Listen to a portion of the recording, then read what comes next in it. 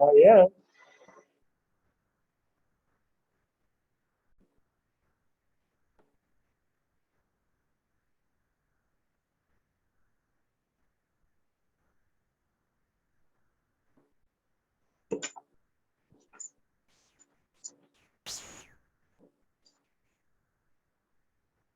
All right. Go this way.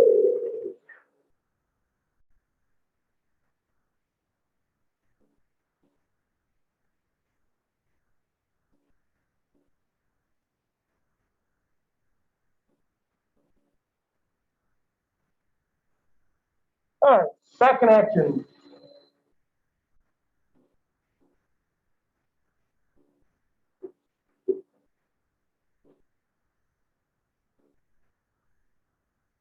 So you should be able to answer question 9 very easily, right?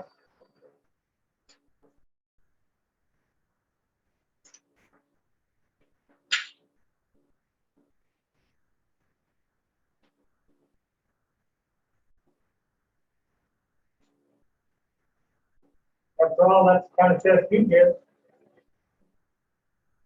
You get multiple choice questions, so what type of memory are you using?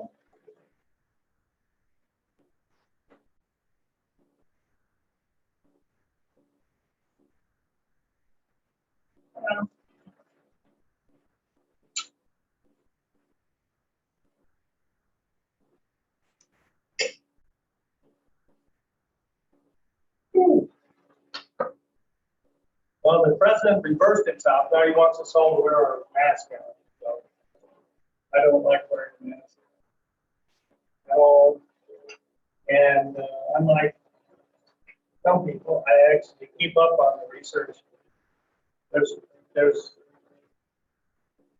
no good peer-reviewed articles that suggest that mask wearing is that helpful. Now, it's like anything else. They say, well, it potentially has a chance of blocking particles. But if you know the size of virus molecule, very small. Droplets very small. Notice these two folks with the blue mask on, that's what you generally associate with hospital masks. Even surgery, which is pretty serious, obviously. They go through all that routine of washing their hands and make sure they don't touch anything, having your hair covered, having your hands, the whole body covered. And then they have a cloth mask, and you say, well, why don't they use something more substantial?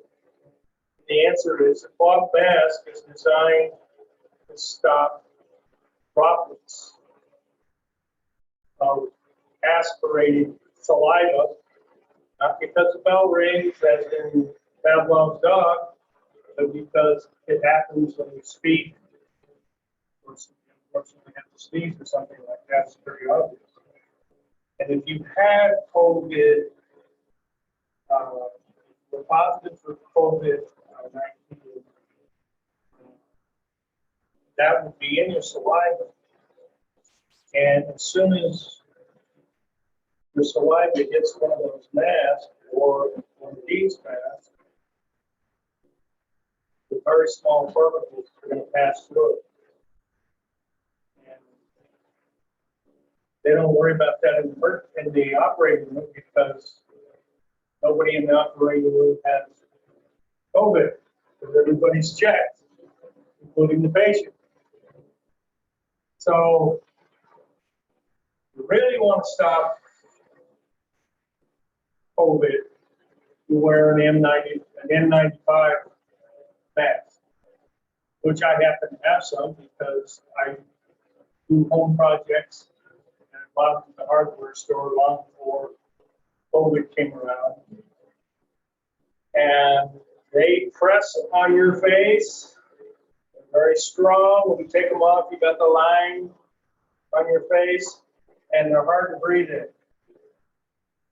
because the way they're designed. N95 means they are filtrating 95% of what you're breathing in. And that will affect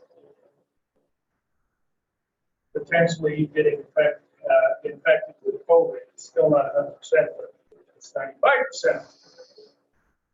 So I guess the memo came out yesterday.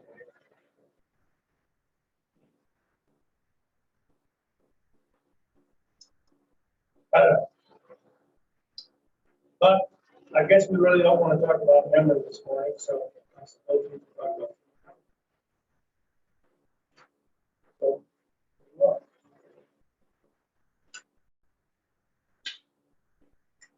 I don't believe we ever talked about the limbic system here.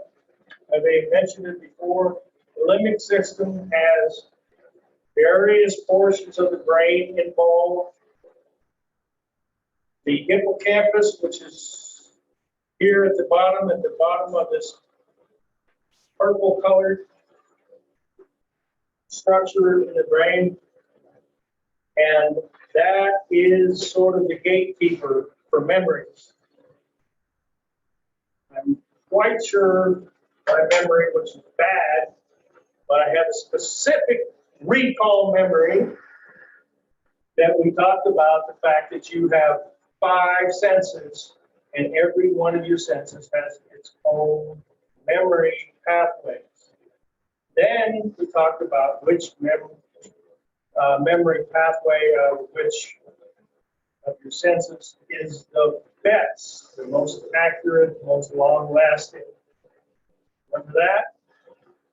Or should I say, did you recall that? The answer is what? Olfactory. What? The nose. It's called the olfactory system. Suppose I could walk around with this drink in my hand, lecturing without my mask on. It would be fine if you can't drink it.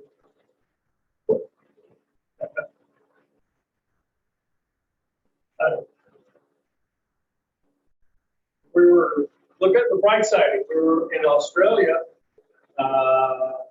and we got caught without a mask on, we'd go to jail. Wow. So the amygdala, which is a little red, usually it's depicted almost like a tonsil, kind of a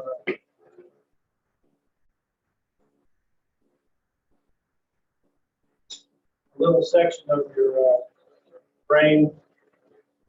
All those hippocampus and amygdala, and of course some of these other ones that join in there, have to do with emotion. Thalamus has a lot to do with, I'm sorry, the hippocampus. The hippocampus has a lot to do with memory. So if you connect a memory with some emotional event, like your first kiss, you're going to remember that for a long time.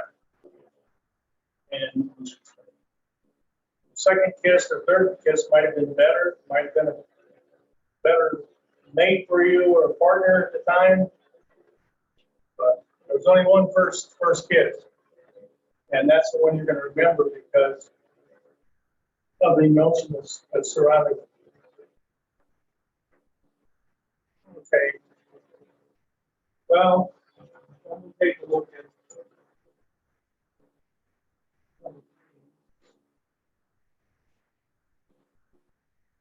now we're talking about, continuing to talk about memory.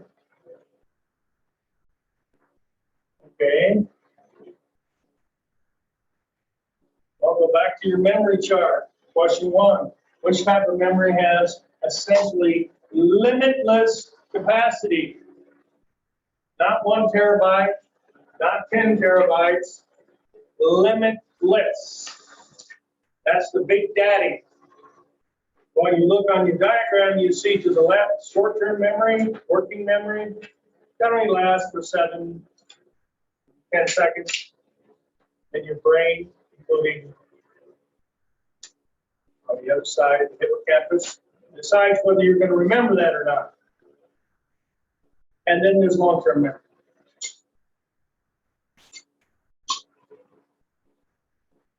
So, question 1, all you have to do is look at this, and you have your answer. Answer being long-term memory. The short-term memory doesn't have any more parts to it. So if you take the energy to put your memory into storage, and I'm sure we have questions about that. Let me see if I can find one.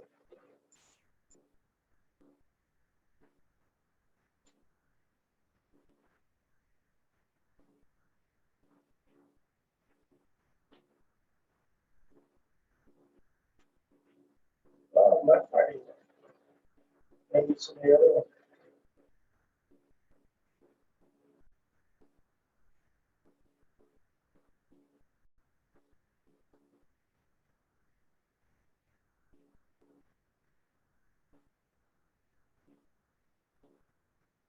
Anybody remember reading about the type of effortful memory that requires effort on your side to remember it?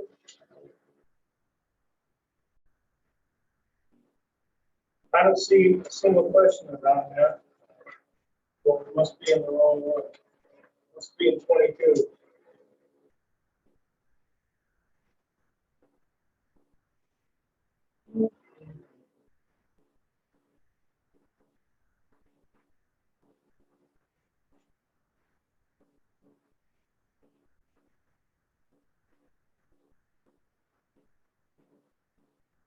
There we go.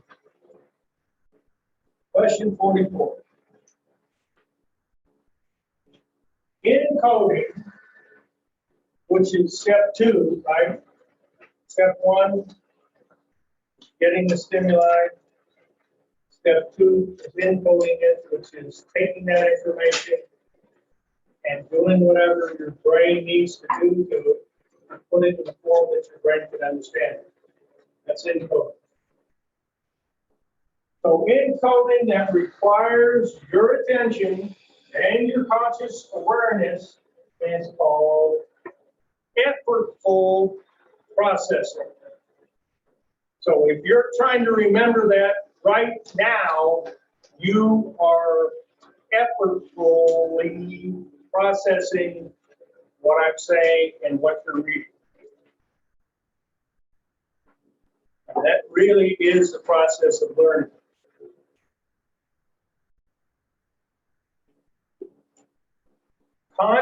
45, consciously repeating the name of a new classmate that you want to remember illustrates what?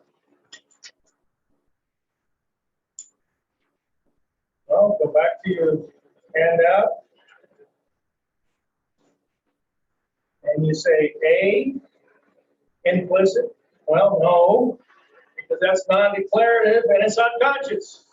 So it's not that. How about 2, or B, parallel processing? No, because parallel processing is doing 2 different things at the same time. Because we have the brain that can do that. C, effortful processing. Well, of course it's effortful. You're taking the effort to say, okay, this guy's name is David. Remember, his name is David. David Chavez. David, yeah, okay. That's taking effort. So use these handouts to help you answer these questions. Less than joyous about doing the reading, then help yourself out and use the handouts I give you and the videos that I provide for you as well. So in light of that,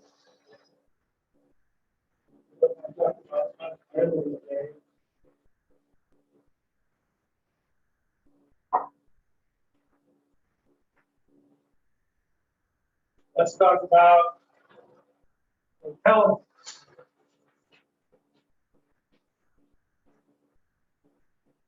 Anybody intelligent in this room?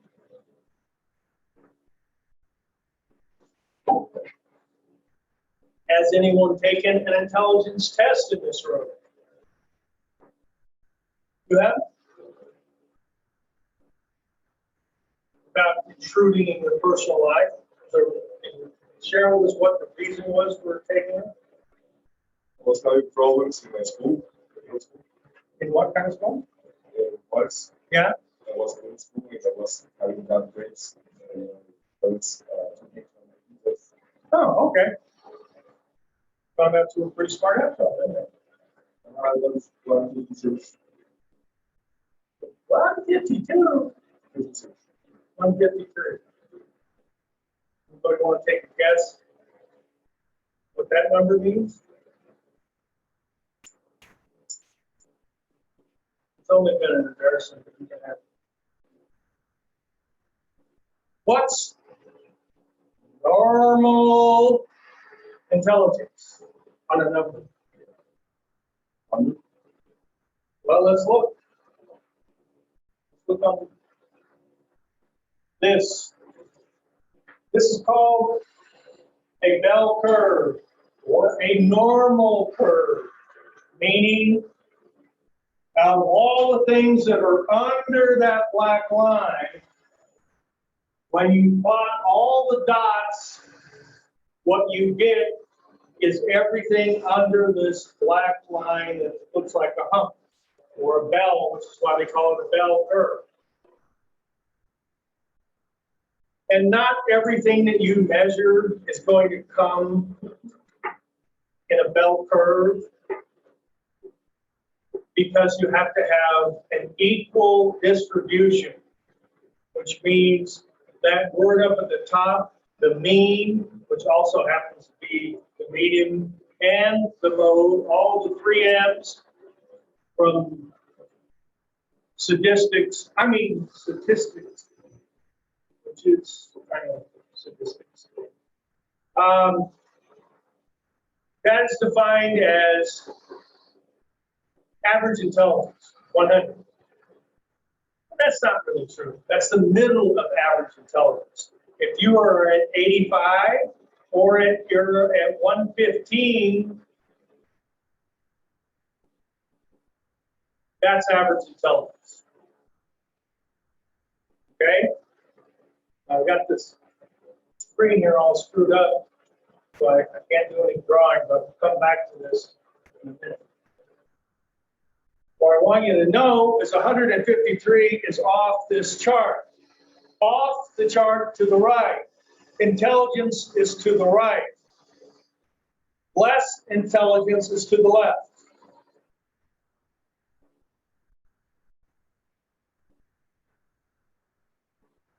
If you look at the number 70, which says 2SD on top, which stands for 2 standard deviations. Now, before you get worried, I'm not asking on a test, and there's probably not very many questions on the study guides. In fact, you haven't received study guides for this, because this is the last two. I haven't given you yet. That's when we determine somebody is intellectually disabled. Used to call those people mentally retarded. Oh, that's a nasty word. That's not politically correct. Well, it used to be called a lot of other things, like idiot. So mental retardation didn't sound right to people. People started using it as a negative cut down to some. Are you a retard? Are you a tard? So people said, well, we need to change that. So psychologists got together and decided, let's call it developmentally delayed. So they called it DD. When I was working in the mental hospital, it was called DD. So we worked with kids that were MI, mentally ill, and kids that were DD, developmentally delayed, and some kids who had both. But it's not developmentally delayed, because delayed sounds like, look, I was in third grade, I was learning how to read, and I was in a car accident, and I had to be in the hospital, so I missed 6 weeks of school, and when I came back, school just went on without me. So I was delayed in my understanding of what was going on with my fellow classmates until I caught up. And then I'm no longer delayed. And guess what? Kids do catch up pretty quickly, especially when they're younger kids than older kids. So DD was not a good descriptor. So they came up with intellectually disabled. Now you may ask,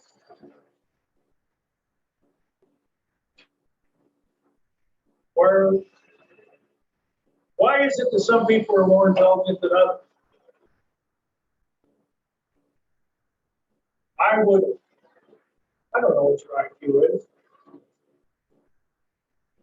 It would be tough to be above 153, I can tell you that. Because if you look at 145, that's 2 standard deviations from the mean.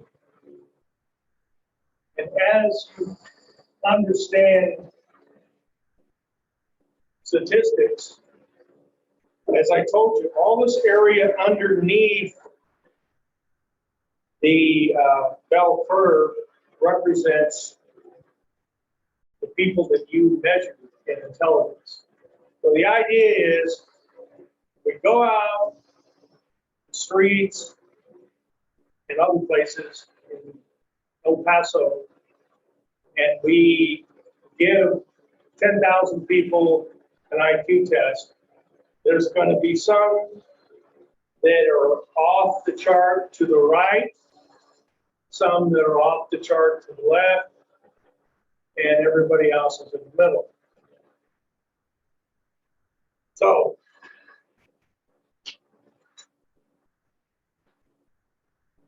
have you ever had an instructor tell you, I grade on the curve, or I don't grade on the curve? Anybody have an instructor tell you that? Well, then you don't know what it means, right? Well, maybe you know what it means. Anybody know what that means when an instructor tells you they grade on the curve? It means, when you look at here, the highest grade you could make, and we're not using these numbers, but standard, the highest grade that you could make on a test is 100, right? So if you're taking a really difficult class, like biochem,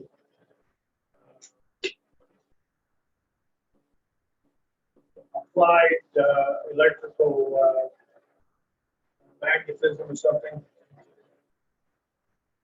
there are a lot of professors who give tests that are very hard. Nobody makes an A. Nobody makes an A. Sometimes very few people make a B. You might not know this, but you know, on a grade scale of A, B, C, D, F, what is the normal grade? It's a C.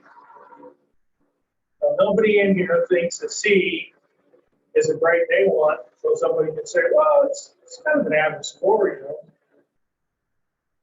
Not for you. You don't want a C. You want at least a B, and of course you prefer to have an A. So, where does your intelligence come from? Go back to biopsychosocial. One little diagram that explains about everything we talked about. You know?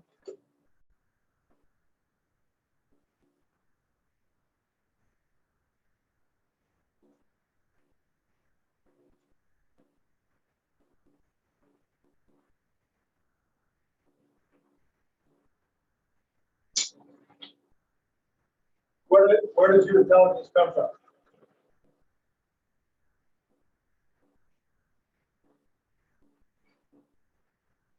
Can you learn to be intelligent?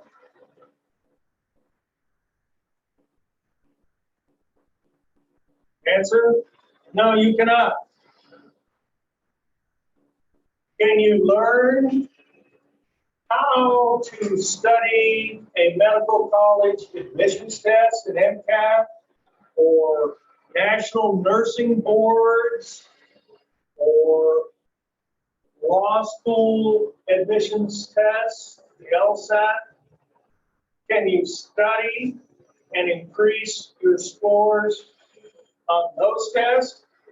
Well, back in the day when we were taking STARS test or whatever the heck else they're calling Texas achievement test nowadays.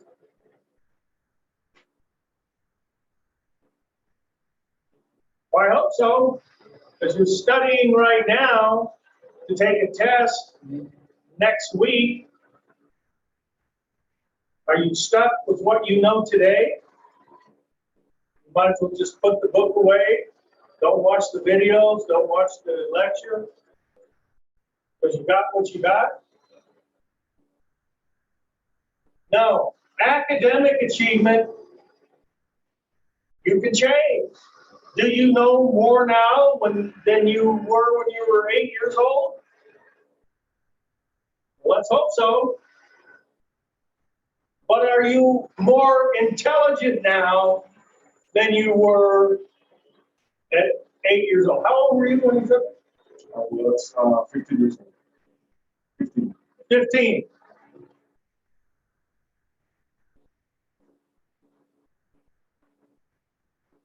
Well, let me tell you something. If you take an IQ test at 15, 20, 30, 40, 45, 50, guess what your intelligence is going to be? The same score. Not exactly the same, 153, maybe 156, maybe 151, 149.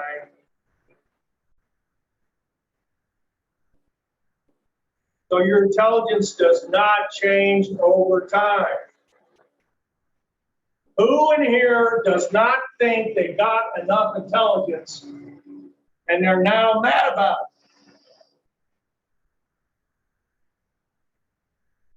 Who can you blame for your intelligence level?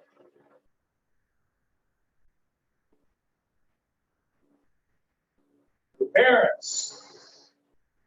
23 chromosomes from mom, 23 from dad. They hook up literally, figuratively, and you end up with 46. That's where your intelligence comes from. It is a combination of your mother's intelligence and your father's intelligence. And if you don't think you've got enough, those are the two people you can blame. Not to make a change, it's too late.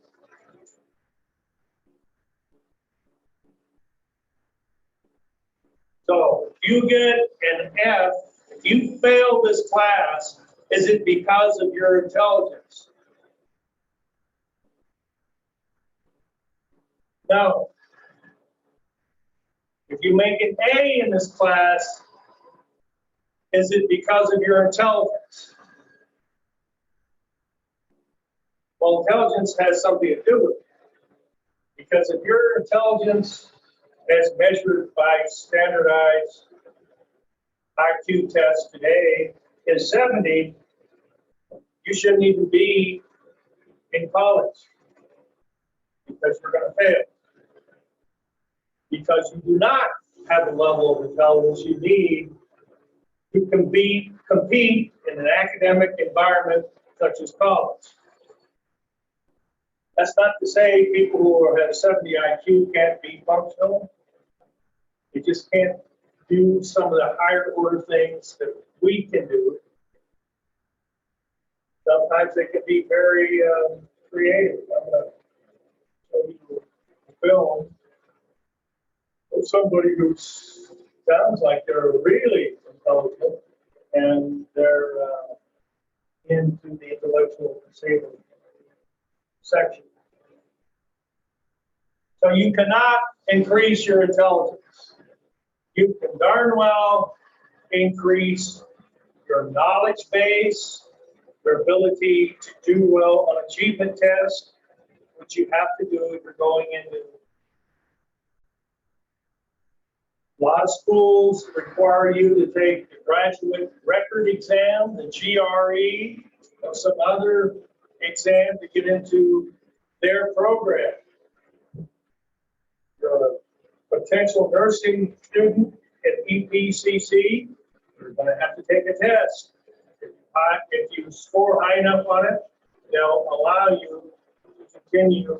They'll admit you into the nursing program formally, and then you can stay in there unless you fail. But if you can't score high enough on that exam, you're not getting into the nursing program. They always have more students interested in nursing than they can handle. But they tell you, go take these classes, then when you're done with this amount of classes, you can sit for the exam. If you make it, then you continue to the nursing program. If you don't, try again.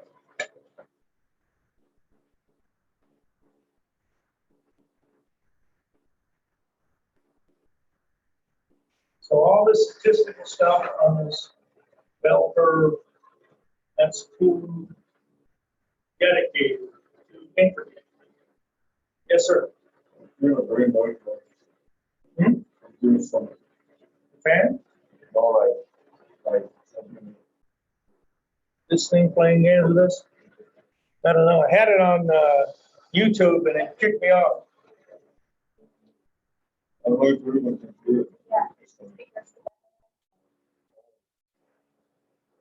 Could be lucky. Could be hard of hearing like I am now after 26 years of blowing things up in the military. I can't hear things. And I sure as heck don't do that. So,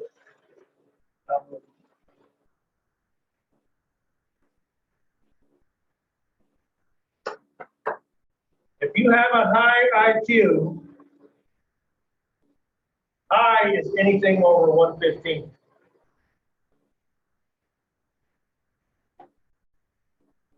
Over 145 in the genius area. Does that mean, since we have a student in that situation, does that mean he's got it made? He can do whatever he wants to do to be an astronaut or astrophysics, this, or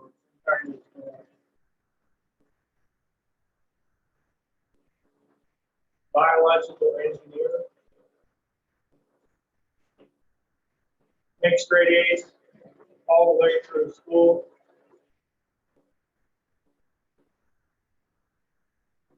What do you think? Not him, don't pick on him.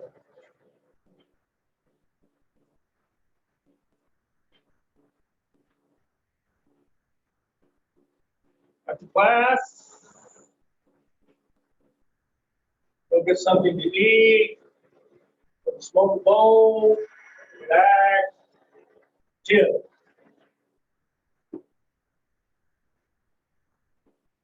Not really. So if I smoked up every day, and I have 153 IQ, and I'm lazy, global,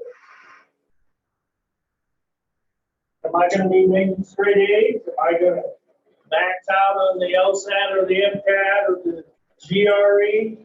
No, because it takes more than innate raw intelligence. You have to be motivated, you have to be disciplined or something. Now, here's the part that aggravates all the rest of us. Does he have to work as hard as we do? No, he does not.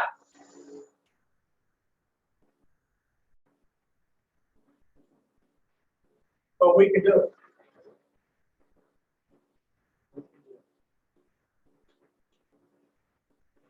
So,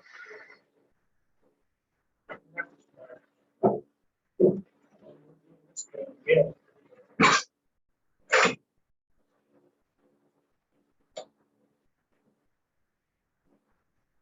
This, I hope you find interesting.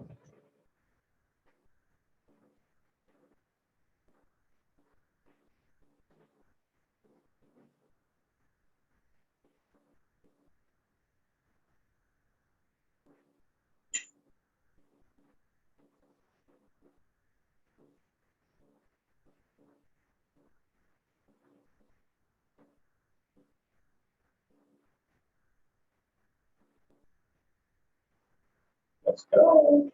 My God. Really?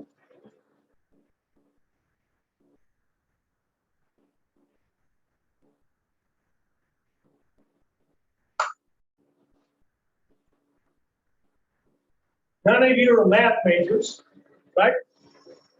Anybody in here actually like math? Anybody do well at math? Well, let's read this. We define equity-based mathematics. Yes, that's what I said. Equity-based mathematics. Teaching to mean practices that take into account the way or ways mathematics education perpetuates oppressive norms and therefore actively seeks to erase them so that all students can participate meaningfully in mathematics learning and create their own mathematical knowledge.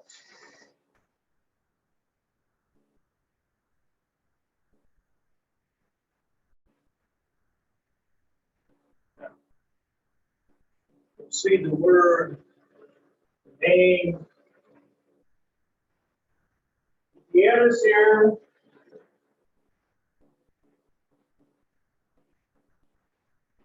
Got a PhD from my university. Got my doctorate degree.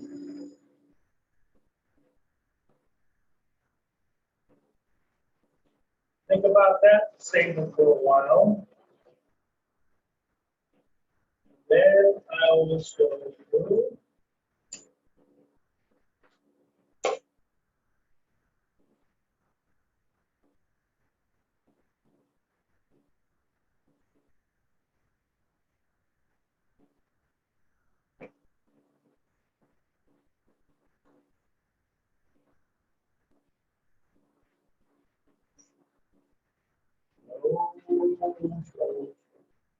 Whoa. And there she is.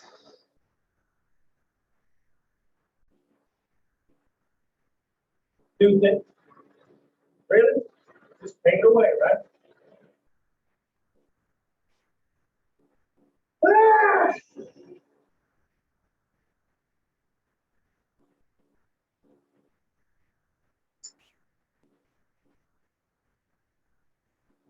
going to sign in.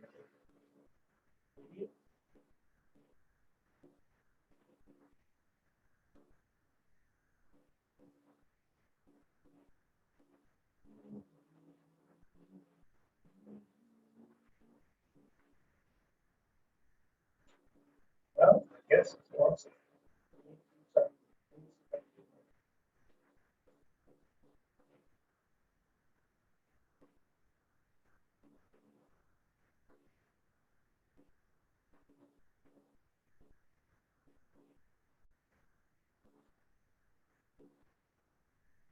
If you can't read on Blackboard, then that doesn't make much sense. Put it on there. It is on there.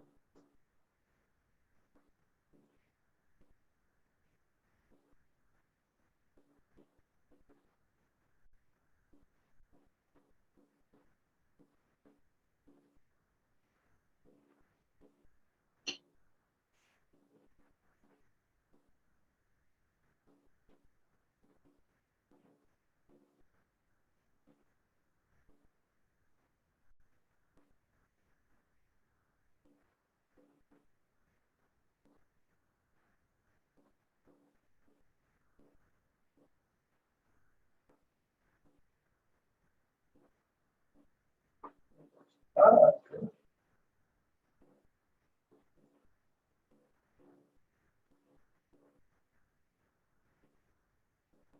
I wonder about this system.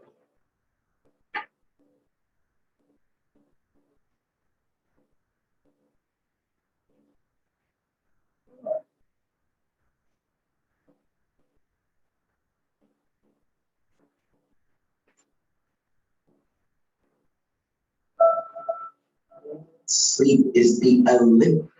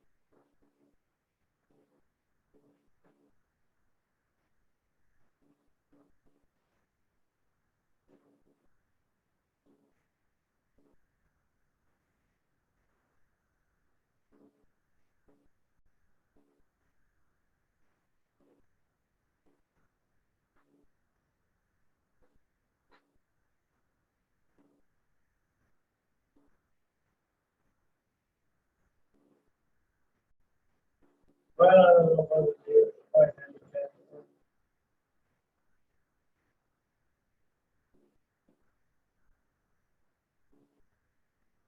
A video and podcast. I don't want to watch that. This episode.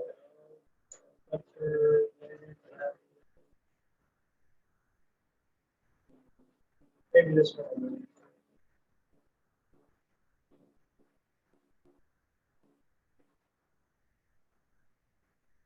Oh, this is the ratings that you like.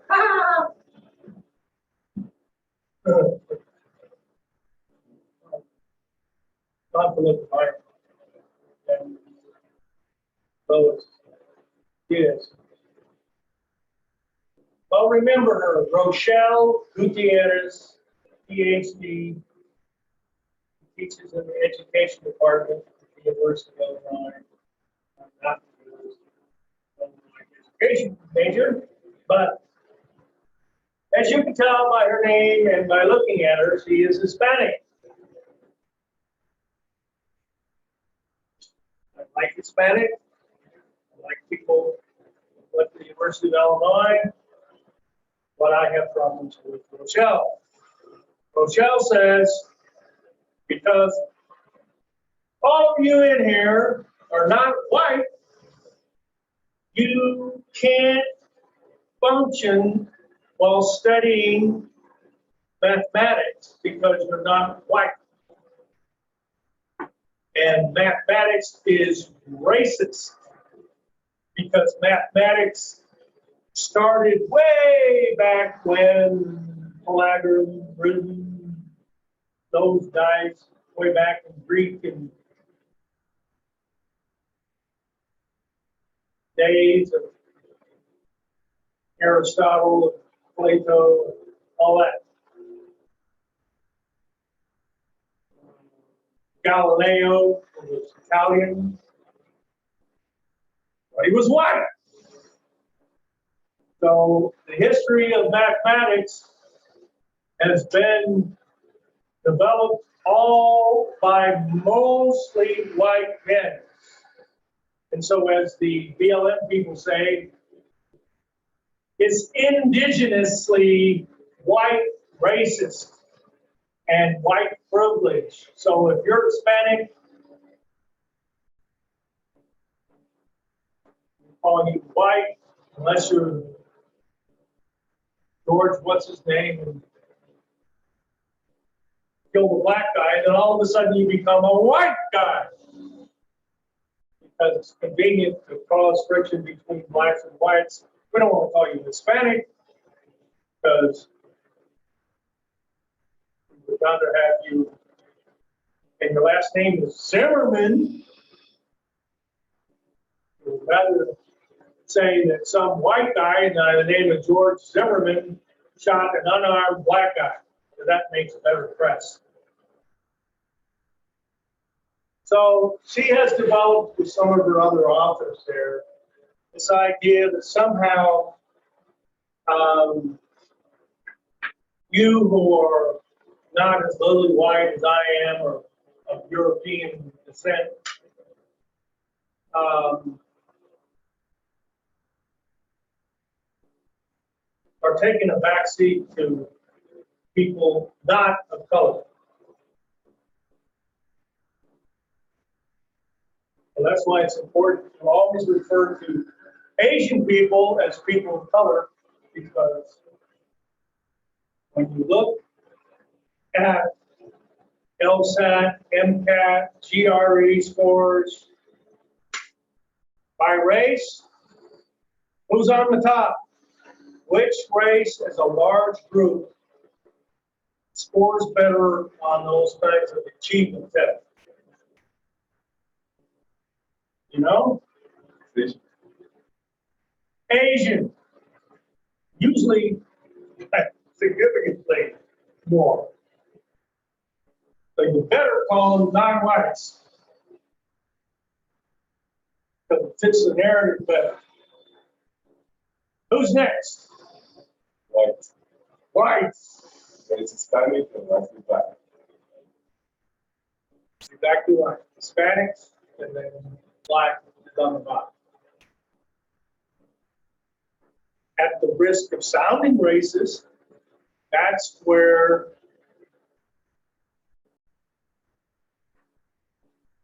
this little bell curve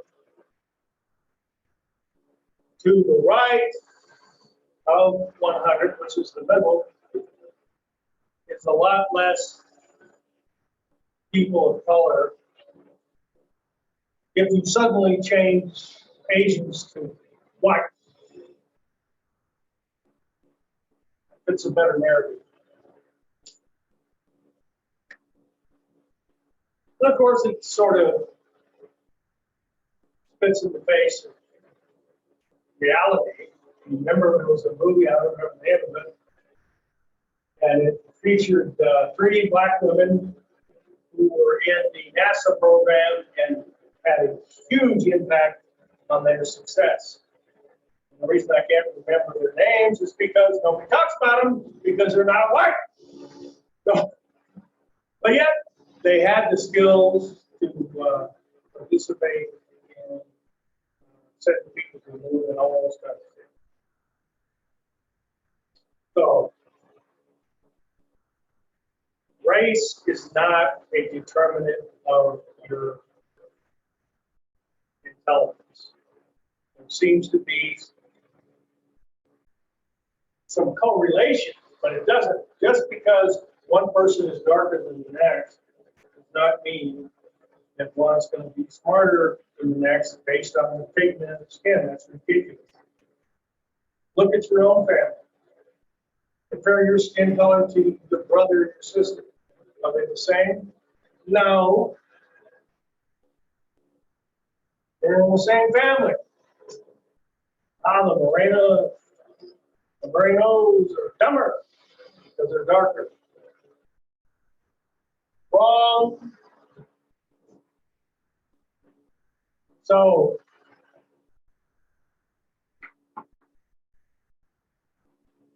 intelligence is a combination of these three. We already told you that intelligence comes from the genetics, which is in the bio side. But that's not to say the social side can't affect the bio side. When I was a Boy Scout in Clovis, New Mexico, growing up, in the Road Runner Patrol, there was a guy in our group who was hit by a car when he was young, and it affected him dramatically. I don't know what he was before he had the car accident, but I darn well know what he's like after the accident. He was very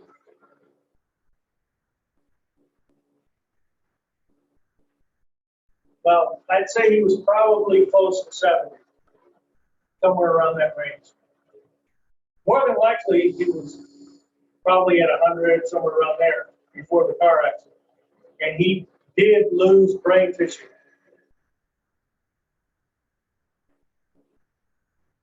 I had a student when I was first got out of the military, got a job teaching in high school, in behavioral disorder classroom with high school students who were made up of people that couldn't deal well with traditional high school. A lot of reasons for people not to deal well. A lot of pregnant people went to the alternative high school. A lot of gay people went to the alternative high school. People who were in the juvenile delinquency system. And I had several students who were released from prison, and as part of their probation, had to go back to high school even though they were 20 or 21 years of age. That was my group of students. And there was a guy who was big, 6'3", wide shoulders, and he had a brain injury, and it changed his personality dramatically. It changed his commitment to schooling. But you could see that he was an attractive guy. He had a way of dealing with people in a very pleasant way, but he was also violent. He could be violent. And he was big and he used to study martial arts, so he was dangerous. He never did anything to me or any of my students, but he did in the regular high school, he did. So he could handle the environment better in the alternative high school when he was being taught. So, yes, the social side can affect the 46 paired genes that your parents gave you. And guess what? It never improves it. It only takes away. So whatever you got at birth, it's not going to go away unless you're in some kind of accident. It doesn't have to be an accident. It could be a high fever. It could be, COVID-19.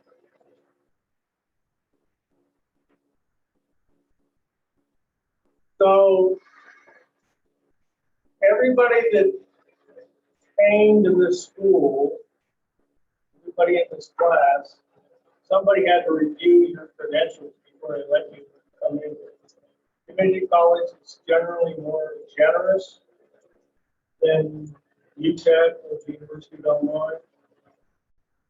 You don't make a certain grade. What do? You take the ACT, the SATs, and they look at it. And those are achievement tests. Does that tell you everything? No. How smart was Albert Einstein? Where is he on this chart?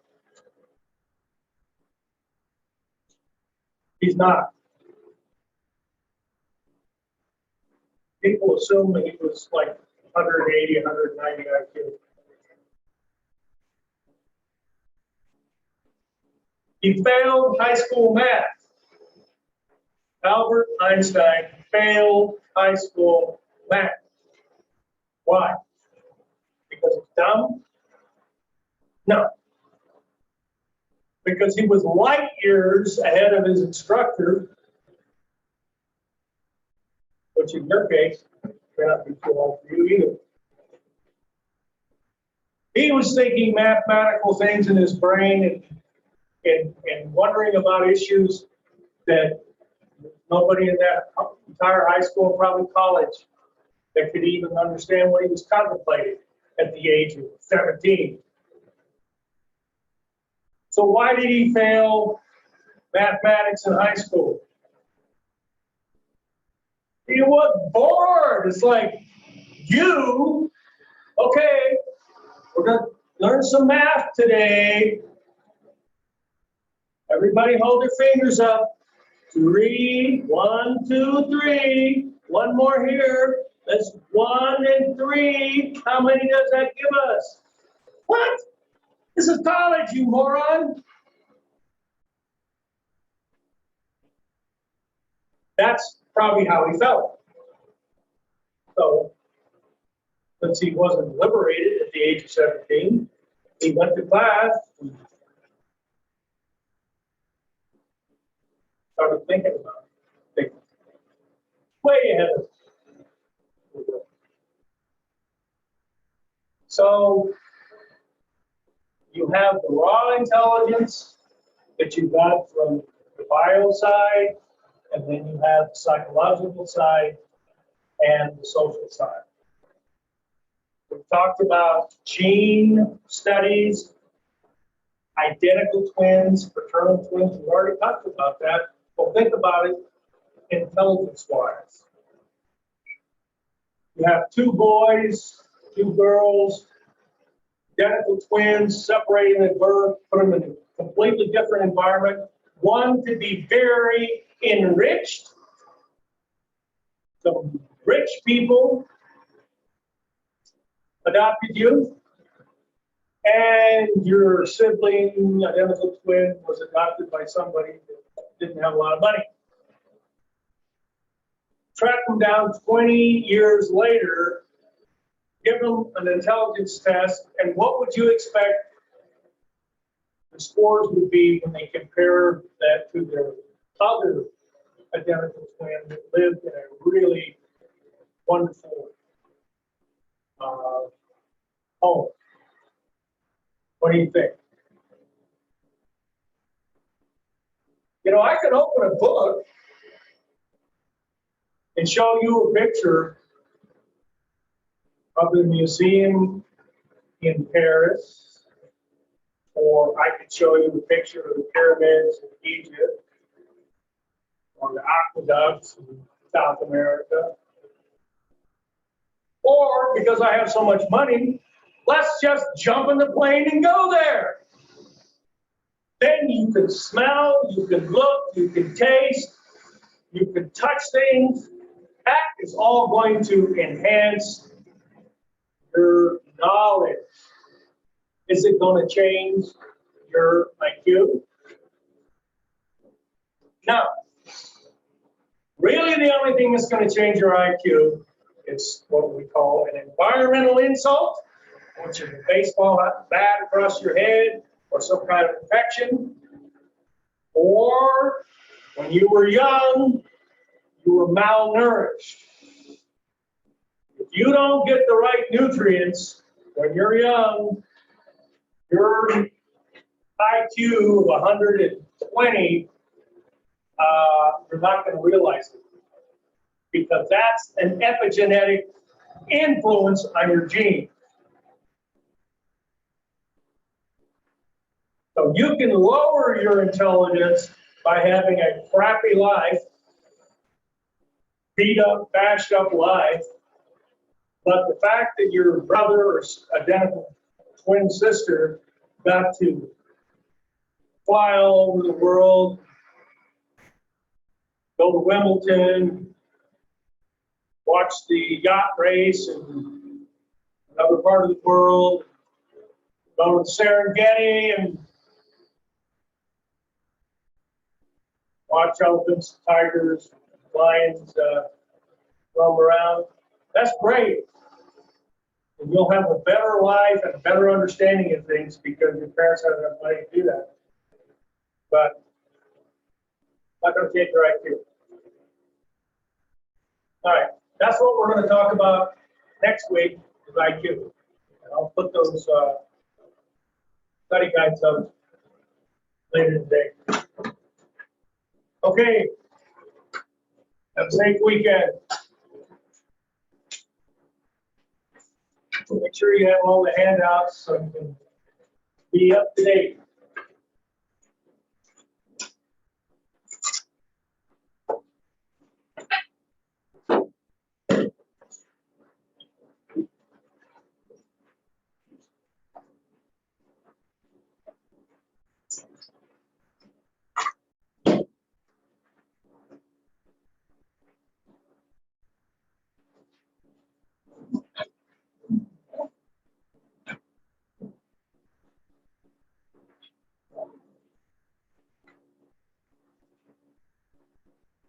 Thank you for sharing that, by the way. That's, I'll get more into it, but that's really nice. Yeah, that's really nice. That's true. Pathways. Do you have a third map? Yeah, what do you want to do? Oh, fishing? More than many people like you in there. Yeah.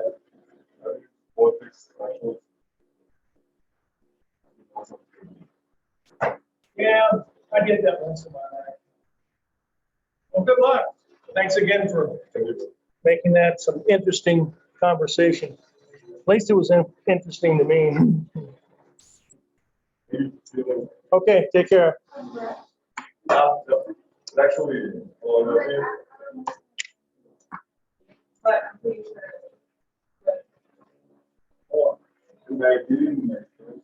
excuse me. Success has to be more with discipline and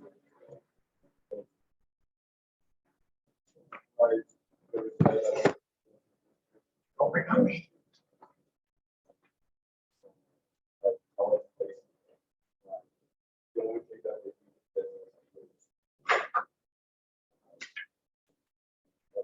Let's make.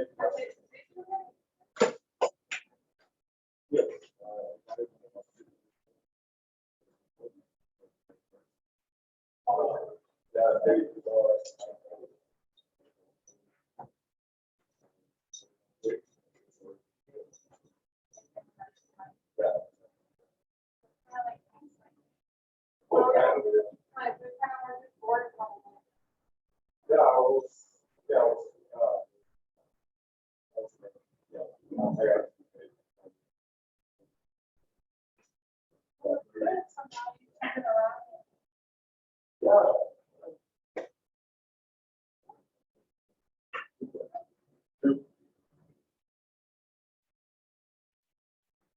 Motivating, huh? Yeah.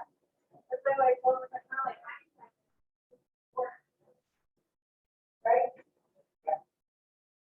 I mean, really, would you like to talk about the colors today? Would you like to talk about that? No. Yeah, I found out, I knew that all the time, I feel bad, I was thinking about it. Before.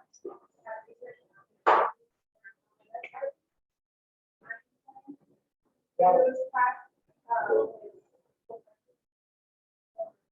teachers' knowledge, I guess.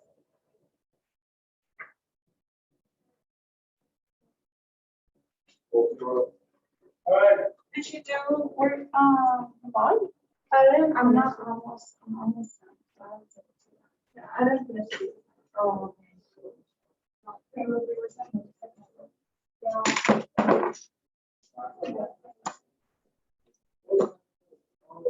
yeah.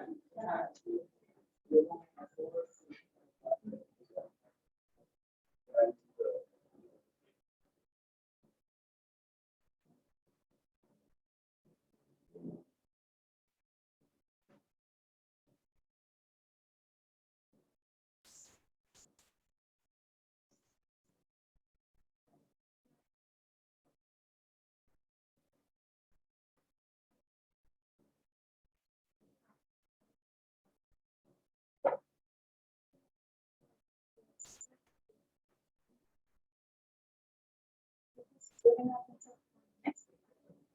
Yeah, so it's on my time to run Thursday. What is it done as fast as you can? Yeah, because he's like, you can take it after.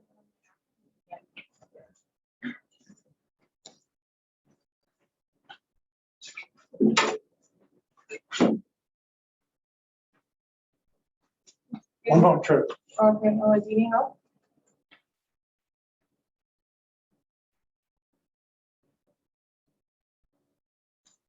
Actually, I think.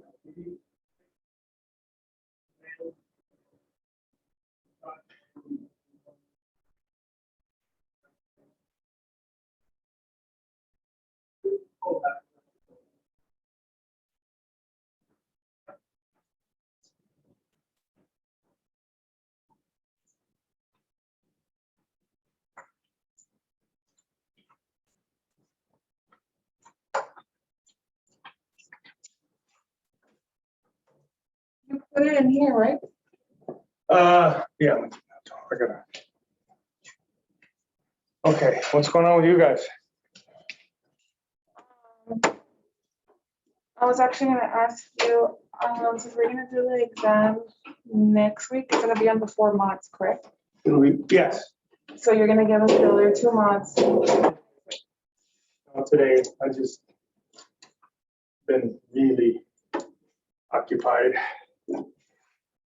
And as I told you before, that I'm basically starting from scratch on the handouts and all that stuff Mhm. because I'm just doing it because of the problems. And I'm telling you, I don't know whether your class or it was the human sexuality class, but man, I saw questions I'd never seen before. Yeah, And it's the same book. And neither class is a brand new book. Now, the human sexuality is only 1 year old, so I only taught it once before with that book. So